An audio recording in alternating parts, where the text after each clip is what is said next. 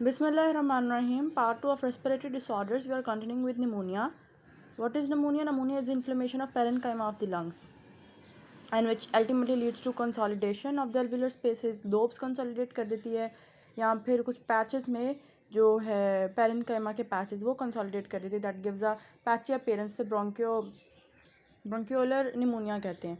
और जो पूरा लोब उसको कंसोलिडेट कर देती हैं उसे लोबर निमोनिया कहते हैं. सो निमोनिया जैसे मैंने बताया था, इसका करेक्टरिस्टिक एज क्या होगी, 2 या 2 से अबव. तो 2 years old बॉय केस में लिखा हुआ है. अब जितने भी इसमें चीज़ें दी हुई हैं that are characteristic clinical finding. Cough, coryza, fever और high grade 104. And physical examination shows fever, mild tachypnoea, reduced air entry at the right base of and crackles on auscultations. Right base पे entry of the air है ही नहीं. Why? Because most likely it's consolidated. और crackles on auscultation. Chest radiograph shows consolidation of the right lower lobe. WBCs बढ़े हुए हैं और पोलीमोर्फोन्यूक्लियर sales 78% बढ़े हुए हैं. Incidence it's common in children and account for 10-20% hospital admission children of the age 2 and more. इसकी classification की गई है. It can be anatomical classification. Anatomically classify किया गया है ब्रोंकोनिमोनिया जो कि scattered inflammation of the lung parenchyma करता है, और लोबर निमोनिया जो कि प्रॉपर एक पूरा लोब कंसोलिडेट करता है या एक लोब में निमोनिया करता है. फिर निमोनाइटिस है, patch inflammation of the lung में और not be associated with consolidation. यहाँ पे interstitial, it is the inflammation of interstitial tissue. Aetiological classification है, मतलब the cause it can be bacterial, viral, aspiration pneumonia, hypostatic, या फिर nosocomial pneumonia, protozoal pneumonia that is due to mycoplasma या pneumocystis carinii, या recurrent pneumonial infections. तो causes of और recurrent pneumonial infection किस वजह से हो सकते हैं? मोस्ट कॉमनली जो बच्चा प्रेजेंट करता है ना रिकरेंट निमोनियल इन्फेक्शन है वो सिस्टिक फाइब्रोसिस है. ठीक, सिकल सेल डिजीज़ और कार्टिग्नर सिंड्रोम. तो सारे जो सिलरी डिस्काइनेसिया सिंड्रोम है ना, उसमें जो सिस्टिक फाइब्रोसिस आ गया, कार्टिग्नर सिंड्रोम आ गया, या इमोटाइल सीलिया सिंड्रोम, ये सारी चीज़ें उसमें आती हैं. बैक्टीरियल निमोनिया कौन कॉज करता है? E coli, group B streptococcus newborn में, staph, Klebsiella, Pseudomonas, H influenza और mycoplasma, mycobacterium tuberculosis, even they cause pneumonia. तो एक्सरे, ये एक एक्सरे है that shows consolidation of pneumococcal pneumonia. एक साइड इसका कंसोलिडेटेड है. और इस तरह फिर स्ट्रेप्टोकोकस भी कॉज करता है. Staphylococcus, staph aureus is the most commonly seen in the first year of life. ये staph aureus, streptococcus, pneumococcus, H influenzae type B जिसके खिलाफ वो भी लगती है वैक्सीनेशन. तो they all causes pneumonia. Mostly it is lobar, klebsiella और strep और क्लबशियला. ही बात याद रखनी है, क्लबशियला और स्ट्रेप्ट तो 95% of the lobar pneumonia cause करती है, बाकी क्लबशियला करती है. पैच इन्फिल्ट्रेट्स करने वाले ब्रोंकियल निमोनिया कॉज करने वालों में जो है क्लेमिडिया, बाकी सारे एटिपिकल सारे माइकोप्लाज्मा, क्लेमिडिया और बाकी ऑर्गेनिज्म मोस्टली ब्रोंकियल निमोनिया ही कॉज करते हैं. क्लिनिकल फाइंडिंग्स में shaking, chills, high grade fever बच्चे होंगे क्योंकि और रेस्पिरेटरी रेट बहुत ज़्यादा होगा. इतना ज़्यादा कि 4 रेस्पिरेशंस पे आपको एक पल्स शायद मिले. 4:1 heart rate, respiratory rate to heart rate जो रेशियो है 4:1 मिले. रेस्पिरेटरी रेट ज़्यादा ही मिलेगा हार्ट रेट से. और it classically occurs in older children 2 या 2 से ज़्यादा. And how to diagnose? WBC count ज़्यादा होना चाहिए, और अगर खुदा ना खासा WBC काउंट कम हो रहे हैं तो इसका मतलब it has a poor prognosis. X ray chest क्या शो करेगा? जब x ray chest it shows extent and distribution of consolidation. ये प्लूरल फ्यूजन हुई है या नहीं हुई? अगर प्लूरल फ्यूजन हुई भी है तो क्रैकल्स आएंगे इंस्पायरेशन पे. ठीक, ये जैसे न्यूमोकोकल निमोनिया है, ये lobar pneumonia and gross consolidation करती है. ग्रॉस कंसोलिडेशन, लोबार निमोनिया एक साइड का और ग्रॉस कंसोलिडेशन. जैसे ये निमोनिया का एक्सरे है, ये lobar pneumonia right sided upper lobe पूरा का पूरा कंसोलिडेटेड है. फिर उसने बताया कि स्ट्रेप्टोकोकल निमोनिया है वो ब्रोंको निमोनिया कॉज करती है डिफ्यूज ब्रोंकियल पैचेज में. और स्टैफिलोकोकल एक्सरे में show a non specific broncho pneumonia but rapidly progresses to a lobar and completely hemithorax is involve. पहले ब्रोंकियल से स्टार्ट करेगा और फिर ये लोबार में चला जाएगा स्टाफ. और एच इन्फ्लुएंजा निमोनिया एक्सरे में show lobar pneumonia with extensive destruction of small area interstitium. बाकी ब्लड कल्चर करें, gram staining of the expectorated sputum in older children, pleural fluid examination अगर प्रेजेंट है, एएसएटेटेड वो क्यों करना है, स्ट्रेप्टोकोकल का पता लग जाएगा। एंड ट्यूबरकुलन स्किन टेस्ट के माइकोबैक्टीरियम ट्यूबरकुलोसिस तो कॉज नहीं है। What complications can occur in pneumonia? Empyema पास हो सकती है, lung abscess, pneumothorax, pneumatocele is mostly caused by staph, pleural effusion, delayed resolution, respiratory failure, and metastatic septic lesions like meningitis, otitis media, sinusitis, septicemia may be present particularly with staph pneumonia या H influenza disease. How would you treat it? How would you manage it? एक तो supportive है ना management के, bed rest, good diet, oxygen दें, adequate fluids और physiotherapy, breathing exercise. दूसरा ये सारी जो है बैक्टीरियल कॉज हैं तो एंटीबायोटिक्स ही देंगे, बेंजिथाइल, पेनिसिलिन और स्फैल्सफोलिन के रिजीम देंगे। जैसे माइकोप्लाज्मा है उसके लिए एरिथ्रोमाइसिन, क्लिथ्रोमाइसिन या रिफैम्पिसिन भी दे सकते हैं। लीजनल इन्फेक्शन है तो उस पर भी रिफैम्पिसिन देंगे, नहीं तो मोस्टली बेंजिथाइल, पेनिसिलिन और फर्स्ट जनरेशन स्फैल्सपोरिन। और अगर स्टाफ है तो स्टाफ के सिनेरियो में यू कैन ऐड मेरीपेनम, ठीक। और टीबी है ट्यूबरकुलोसिस के केस में तो anti tuberculous drugs and treat the complications like empyema. Pus है प्लूरल फ्लूइड में तो you have to drain that, lung abscess पे भी postural drainage and physiotherapy. Next topic जो है इज नीमोथोरैक्स। नीमोथोरैक्स क्या है कि air is present in the lung cavity, it's present between lung and the pleural space. वो traumatically हुआ हो या फिर ब्लंट इंजरी से हुआ हो, ओपन है या स्पॉन्टेनियस है, तो दैट इज़ उसकी क्लासिफिकेशन है। लेकिन होना एंड पे यही है कि लंग पेरेन्काइमा और प्लूरल स्पेस में एयर आनी है एक्सटर्नली, ना फिर इंटरनली भी हो सकती है। एक केस सिनेरियो दिया हुआ कि 5 साल का बच्चा है, उसे कफ फीवर और माइल्ड हाइपोक्सिया था। Chest x ray shows right upper lobe consolidation. Suddenly उसकी कंडीशन इतनी बुरी वर्सन हुई कि he has marked increase in work of breathing and increased oxygen requirement. What is pneumothorax? It is the accumulation of extrapulmonary air in the chest.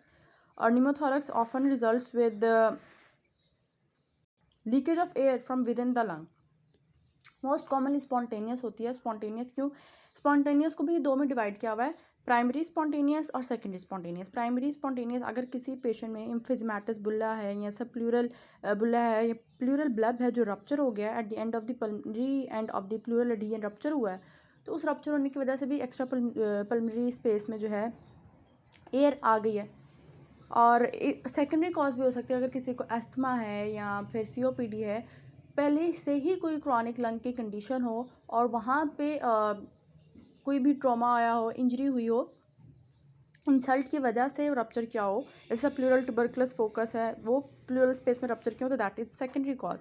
अब it can be close, जैसे हम tension नीमोथोरैक्स में external blunt force पड़ती है जिसकी वजह से let's suppose if there is a broken rib segment या व्हाटसोएवर इज़ अ कंडीशन, तो लंग्स को जाके प्लूरा और लंग्स के दरमियान एयर कॉम्युलेट होना शुरू हो जाती है। फिर open pneumothorax because of the trauma, जिसे हम कहते हैं कि फिर हम पार्शियल ऑक्लूसिव ड्रेसिंग करते हैं कि बाहर से जो हवा अंदर आने लग जाती है। ये टेंशन नीमोथोरैक्स का लिखा हुआ है। टेंशन नीमोथोरैक्स में होता है कि अब बाहर से सारा सील है, it acts as a one way valve. क्यों? क्योंकि जब इंस्पायर करता है पेशेंट, इंस्पायर करने से अंदर जो है नेगेटिव प्रेशर बनता है और हवा अंदर की तरफ आती है और बहुत ज़्यादा अकोमोडेट होने लग जाती है लंग पेरेन्काइमा में। But as soon as it person expires, हवा बाहर निकलती है, और जब हवा बाहर निकलती है तो प्लूरा और लंग अब इकट्ठे वर्क नहीं करे। हवा बाहर निकलने की वजह से जो एयर है, some of the air it gets trapped in the pleural space, जबकि ओपन नीमोथोरैक्स में बाहर से हवा आती है और बाहर से हवा जो है जब वो एक्सपायर करता है बाहर से हवा अंदर आ जाती है, जब वो इंस्पायर करता है दैट गेट्स ट्रैप्ड, तो वो एक इस तरह का बन जाता है कि पूरे का पूरा लंग जो है कोलैप्स होने लग जाता है, जैसे हमने सर्जरी में पढ़ा है ओपन नीमोथोरैक्स और टेंशन नीमोथोरैक्स के सिनेरियोज। चेस्ट एक्सरे में you will see presence of free air in the pleural space. If the pneumothorax is large and under tension, there is a collapse and underlying lung उस side का collapse हुआ होगा और जो trachea it will shift to the mediastinum of the opposite side, दूसरी side पे trachea shift हो जाएगी। X-ray also shows the presence and absence of pleural fluid and underlying pulmonary disease if it is present. जैसे यहाँ दिखाया हुआ है right sided नीमोथोरैक्स है कि ये पूरा लंग हाइपर इन्फ्लेटेड है और जो trachea that is shifted towards the opposite side. Next topic is asthma and what is asthma? It is a reversible condition in which there is reversible obstruction of the large and small airways due to hyper responsiveness, and it leads to coughing, wheezing, chest tightness, mostly at night या early in the morning. इस तरह के scenario के साथ present करते हैं। और उन पेशेंट्स को मोस्टली एक्जिमा और अदर एलर्जी रिलेटेड कंडीशंस बहुत ज़्यादा होती है। जैसे किस केस में डिस्कस किया हुआ है, 6-year-old बॉय से हिस्ट्री है एक्जिमा की, उसके फादर को भी हिस्ट्री है क्रॉनिक राइनाइटिस की, there is history of cough, wheeze, breathlessness, attack is precipitated by viral infection, exercise, emotion, cold weather, even कुछ लोगों को एनिमल फर से भी होता है। सिम्टम्स आकर several times a week. Asthma के सारे ट्रिगर्स यहाँ लिखे हुए हैं, इमोशनल या गैस्ट्रोइंटेस्टाइनल रिफ्लेक्स, साइनसाइटिस पता है। Types of childhood asthma, it can B recurrent wheezing, it occurs in adult childhood and it resolves like 4 to 5 years में। लेकिन जो क्रॉनिक अस्थमा है ये रिजॉल्व नहीं करता, ये अडल्टहुड तक जाता है। ठीक, क्लिनिकल फाइंडिंग्स में wheezing, specially expiratory wheeze, shortness of breath, cough, tachypnoea and exercise intolerant, post tussive एमएसएस, prolongation of the expiratory phase and wheezing. Mostly night में ये एग्जर्बेट करता है because the airway potency decreases at night, so acute asthma at this time can also occur. Central cyanosis, flaring of the nostrils and intercostal suprasternal retractions, plus के patient जैसे हम लोग कहते हैं adults, they are not able to complete a statement, children they are not even able to speak during the attack. How do diagnose? एक तो इसका diagnosis clinical है, नहीं तो ब्लड एग्जामिनेशन करके हम देख सकते हैं कि आईजी रेज्ड होंगे, यूसिनोफिल्स रेज्ड होंगे, sputum, eosinophilia, chest x ray shows hyper inflated and hyper Lucent lungs, increase interior posterior diameter, barrel shape chest हो जाएगी, flattening of the diaphragm more, horizontal ribs and hearts they appear narrow and elongated. ABGs करवाएं तो type 2 respiration मिलेगी, oxygen कम, carbon dioxide ज़्यादा। रैस test, what is रैस test? Radio allergy sorbent assess पे of the in chronic cases of asthma या skin test कराते हैं, जिससे useful in identification of environmental triggers. Pulmonary function test में lung function test सारे के सारे रिड्यूस होंगे। ये ऑब्स्ट्रक्टिव है ना, ऑब्स्ट्रक्टिव में हवा सारी की सारी अंदर आके फंस जाएगी। Peak expiratory flow rate decrease, vital capacity decrease, force expiratory volume in 1 second decrease, but residual volume, force, residual function, residual capacity and total lung capacity would be increase. Differential diagnosis can be cystic fibrosis, cardiac asthma, congenital malformations such as vascular ring या foreign body in the airway, wheezy bronchitis। इसको manage कैसे करना है? Oxygen, nebulise salbutamol, inhaled corticosteroids, adrenaline injection, adequate hydration और terbutaline या फिर aminophylline that are the bronchodilators, वो देने हैं। स्टेटस एपिलेप्टिकस पे जो मेडिसिन में हम लोगों ने पढ़ी थी कि फॉरेन आईवी एपिनेफ्रीन और इनहेल्ड कॉर्टिकोस्टेरॉइड्स और साल्ब्यूटामॉल, साथ में ऑक्सीजन, निबुलाइज साल्ब्यूटामॉल, इप्राट्रोपियम निबुलाइजेशन और अमाइनोफाइलिन, मैग्नीशियम सल्फेट, ये सारी चीज़ें जो हैं वो देनी है as the part that they are bronchodilators. और क्रॉनिक एस्थमा की मैनेजमेंट जो हम लोगों ने पढ़ी थी, स्टेप अप रिजीम, इसमें anti cholinergics, montelukast, leukotriene antagonist है, मॉन्टिलुकास्ट और जेफिलुकास्ट, या लाइपोक्सिजनेज इनहिबिटर्स जो कि रिसेप्टर के इनहिबिटर्स हैं, zileuton, and anti IG that is omalizumab. Next topic है सिस्टिक फाइब्रोसिस। और सिस्टिक फाइब्रोसिस इज़ इम्पॉर्टेंट क्योंकि यूएचएस में 2020 के पेपर में क्वेश्चन आया हुआ है। क्वेश्चन है 18 month old child is brought to the emergency with fever, cough and respiratory distress. He has previous history of recurrent episodes of respiratory tract infections and diarrhea. अब respiratory tract infections भी होती है और diarrhea भी है। On examination he is pale, sick looking, thin, lean child with clubbing and obvious respiratory distress. Clubbing, recurrent respiratory disease or diarrhea. There are bilateral crepitations audible during the chest examination. Mostly there are pleural effusions. तो probable diagnosis cystic fibrosis to differential diagnosis and investigate the child. यहाँ भी एक scenario है, लेकिन यहाँ पे scenario ज़्यादा clear करके लिखा हुआ है। There is history of poor growth, failure to weight gain, fatty stools, malnutrition है, nasal polyps, chronic cough and frequent pulmonary infection. He also has digital clubbing और उसका sweat chloride test भी elevated chloride है more than 60. DNA testing shows कि homozygous है for cystic fibrosis mutation known as F508. What is cystic fibrosis? Inherited disorder है, multi systems को affect करता है children और इट इज़ बेसिकली एक जेनेटिक डिसऑर्डर जिसमें cystic fibrosis transmembrane conductor regulator protein जो है वो डिफेक्टिव होती है। एट क्रोमोसोम 7 ये इसका जीन इफेक्टेड होता है, that leads to defective transport of chloride ion.